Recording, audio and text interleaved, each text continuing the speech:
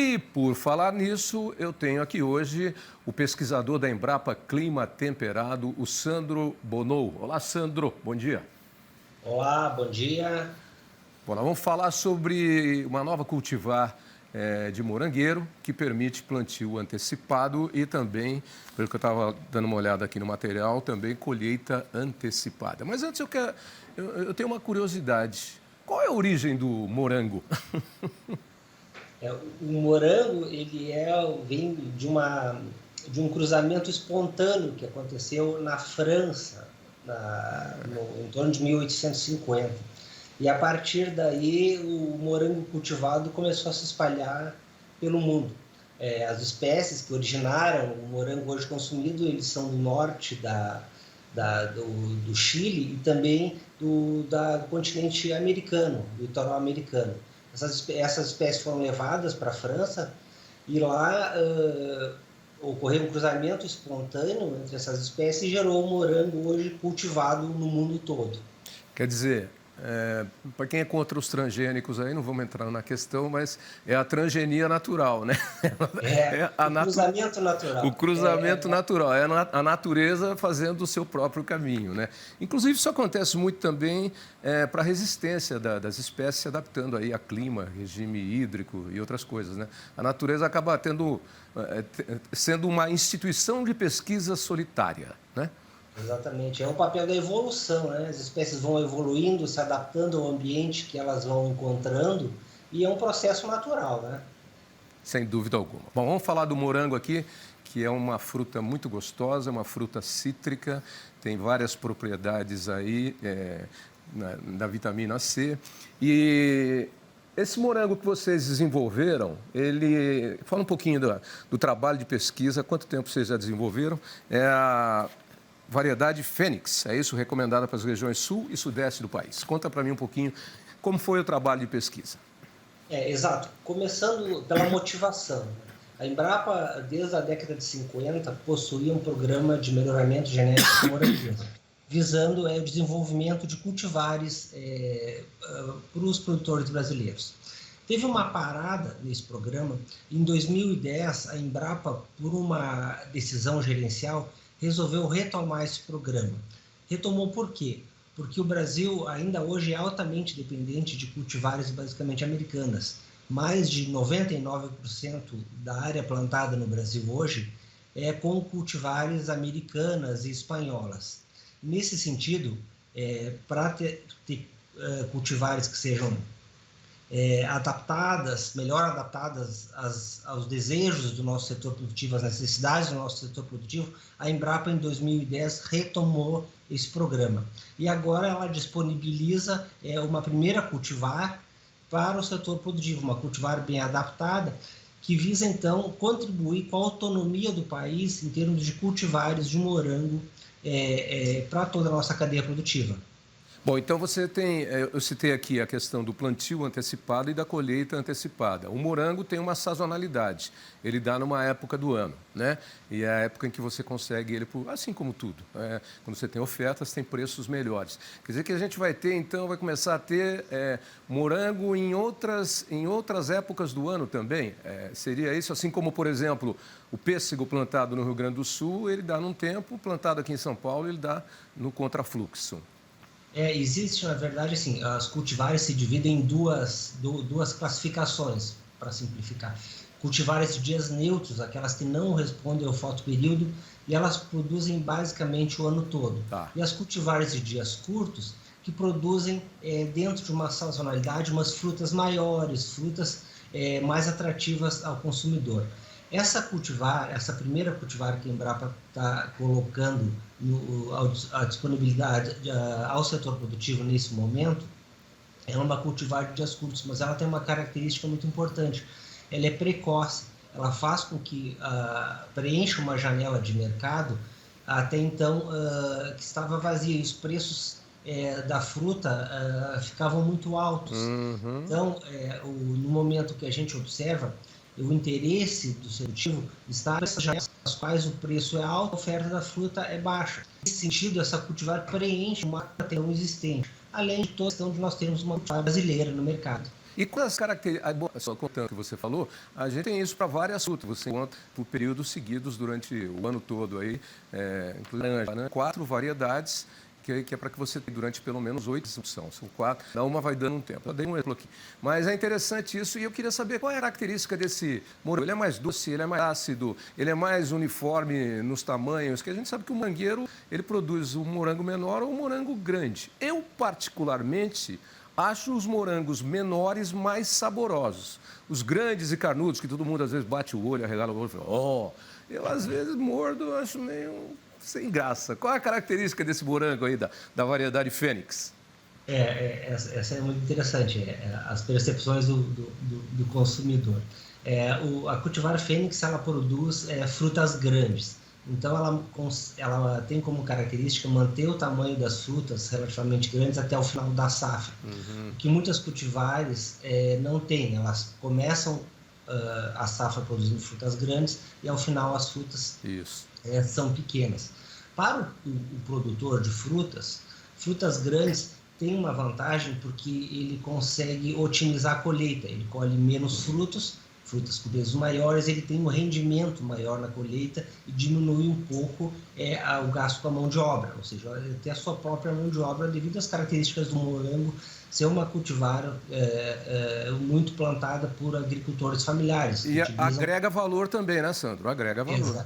Exatamente. E do ponto de vista do consumidor, a compra se dá muito também pelo aspecto visual. Sim. Frutas grandes, vermelhas, que têm um brilho atrativo, fazem com que o consumidor tenha essa atratividade inicial no olhar. E, em um segundo momento, o sabor, que é muito importante. O sabor do morango se dá muito pela combinação entre o açúcar, os sólidos solúveis, que nós chamamos mais tecnicamente, e a acidez. Então, esse equilíbrio é fundamental para que a gente tenha um gosto, um sabor característico de morango.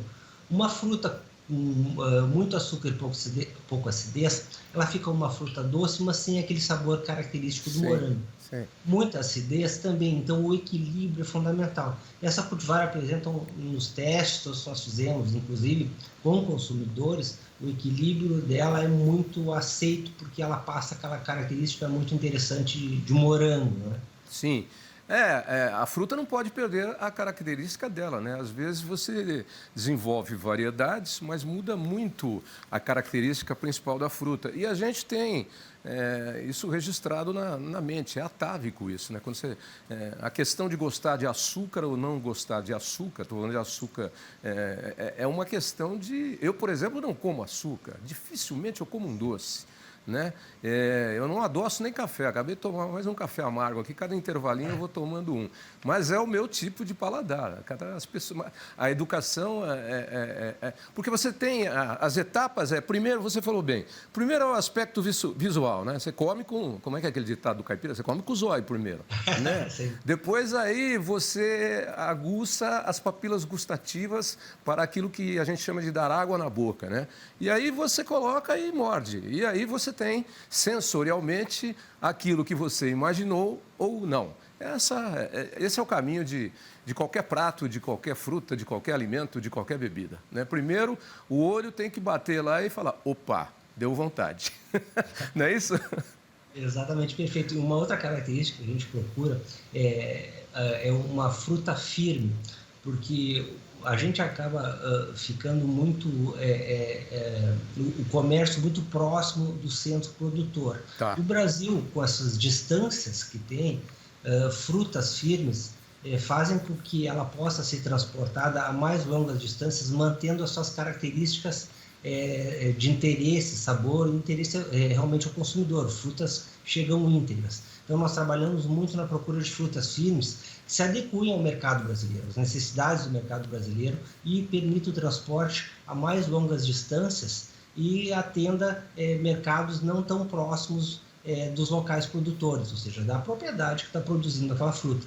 Isso porque todas as frutas vermelhas em geral, a framboesa, o mirtilo, o morango, elas têm uma facilidade de perecer rapidamente, né? Elas amadurecem muito rápido. Então, se você tem uma consistência melhor e que dura mais tempo, você vai conseguir transportar a distâncias maiores.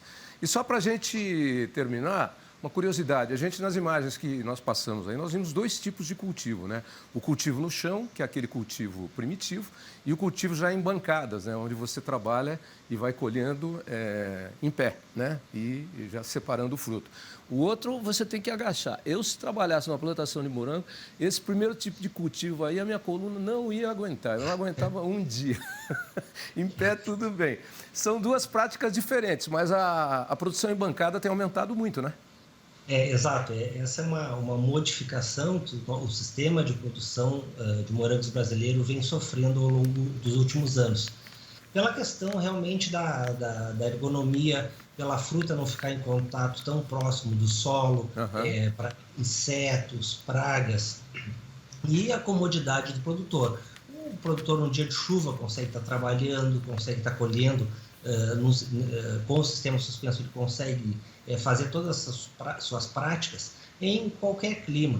Já no sistema no solo, ele ainda depende muito das condições climáticas. Essa questão de estar agachado, da ergonomia, realmente é um trabalho bem penoso, e esse novo sistema vem avançando bastante e consegue fazer com que essa atividade fique menos penosa e o produtor tenha avançado bastante no país. Ele exige um investimento um pouco maior do produtor, mas ela tem evoluído a cada ano de uma maneira bem significativa no Brasil. Eu gosto de morango, é uma fruta que eu aprecio muito, sob todos os aspectos, em todas as formas dela. Seja como doce, seja como torta, seja como bolo, seja fruta in natura, seja numa caipirinha, numa caipirosca. O morango realmente é um show e dá um show. E parabéns a vocês da Embrapa aí por mais esse trabalho aí. E parabéns pelos 50 anos da Embrapa, que inclusive antecedendo você, nós mostramos aí uma reportagem dessa mocinha, vamos dizer assim, porque 50 anos não é nada para uma instituição de pesquisa. Se você levar em conta que para cada pesquisa você tem em média de 7 a 12 anos, uma média aí de 10 anos para desenvolver uma variedade. Então, 50 anos, a Embrapa é uma mocinha, é uma menina ainda, mas desempenha um excelente papel na produção, tanto da proteína animal quanto da proteína vegetal no campo, com suas diversas unidades, né? Nos 50 anos aí da Embrapa. Eu, de vez em quando, eu moro numa vila fechada, e de vez em quando eu gostava de plantar uns pezinhos de morango lá, uns canteirinhos suspensos que eu tinha no meu jardim, porque não tem muro. Mas você sabe que eu nunca comi nenhum, viu? Porque a molecada ia lá e... a meninada ia lá e pegava tudo, viu? Eu nunca vi nenhum, não. Mas que bom que eles fizeram um bom proveito. Que maravilha. Mostra a importância e a atratividade do morango, né? Sem dúvida alguma. Obrigado pela participação, parabéns pelo trabalho, Sandro. E mais informações com vocês. A Embrapa Clima Temperado está em... Pelotas, no Rio Grande do Sul. Pelotas, Rio Grande do Sul. Para quem quiser mais informações, qual é a internet de vocês? Nossa internet aqui é www.embrapa.br/clima temperado. E a gente tem todas as informações necessárias, os canais digitais estão todos à disposição, e nós aqui como equipe estamos à disposição para qualquer dúvida que alguém possa ter sobre essa tecnologia. Ok, Embrapa Clima Temperado, que está no Rio Grande do Sul, mas o clima temperado hoje em Porto Alegre é de 3 graus, não tem nada de temperado, é gelado. Nós amanhecemos com 2 graus aqui hoje, aí. Muita geada. 2 e muita geada, tá aí então. Ó. Obrigado, boa semana para você que está só começando e traga novidades que a gente sempre divulga. Muito obrigado. E aí, obrigado, um abraço a todos. Abraço.